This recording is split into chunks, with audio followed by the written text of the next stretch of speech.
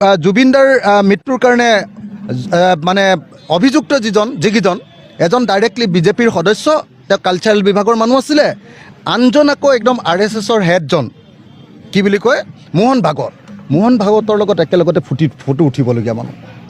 আজি দেশখনতো RSSে চলাইছে। মোহন ভাগৱতৰ লগত ফটো উঠা মানুহটোক ক'ত হিমন্ত বিশ্ব শৰ্মাই দিগদাৰ কৰিব পাৰিব?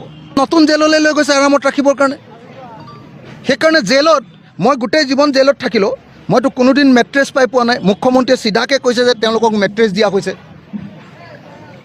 মেট্ৰেছ ক'ৰবাত জেলত পায় নেকি? আমাৰ এনেকুৱা ফটা কম্বল এখন দিয়ে, তাৰ ওপৰতহে শুই থাকোঁ আমি, উৰহে খাই খুটুককৈ। এতিয়া তেওঁলোকক নতুন জেল দিছে। জেলখন নতুন দিলে মানে কি আপোনালোকে গম পাইছে নাই? তাত কোনো আৰু কয়দী চয়দী নাই, গোটেই জেলখনে তেওঁলোকৰ। মুখ্যমন্ত্ৰীয়ে কোৱাৰ নিচিনাকৈ এনেকৈ ৰুমবিলাক ভেটি নথয়, তাত জেলত চবেই খোজকাঢ়ি ফুৰিব পাৰে। এতিয়া গোটেই জেলখনেই 2টা মানুহৰ হৈ গ'ল, 3টা মানুহৰ হৈ গ'ল। সিহঁতে শান্তিৰে থাকিব এতিয়া, ঘৰতকৈ এইকেইদিন আৰাম ল'ব সিহঁতি এতিয়া।